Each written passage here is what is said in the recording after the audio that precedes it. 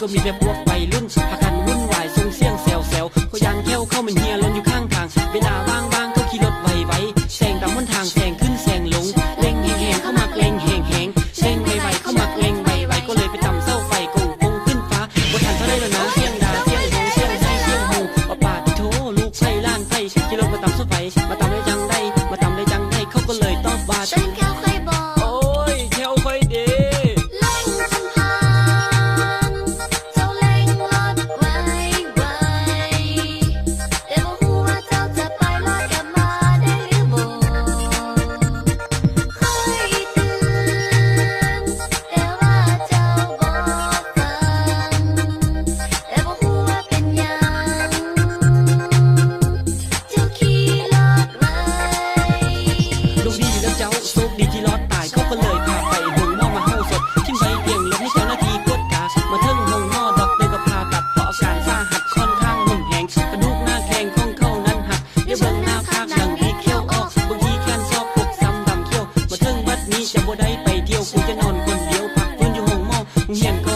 ไปเส้นกับบัวใดจะต้องจำใจปีหน้าเห็นห้องเก่าค้างอีกแล้วค้างห้องอีกแล้วค้างอีกแล้วค้างบัวอีกแล้ว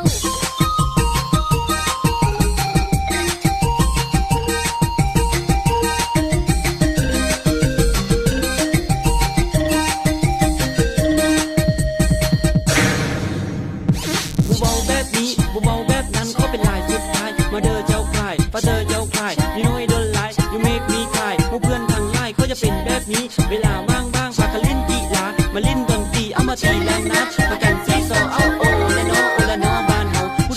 เฒ่าเขาก็มักเป่าแขนแต่ผู้หนุ่มผู้น้อยก็เป่าได้คือกันผู้แซ่ผู้เศร้าถ้าเป่าได้ยิงมัน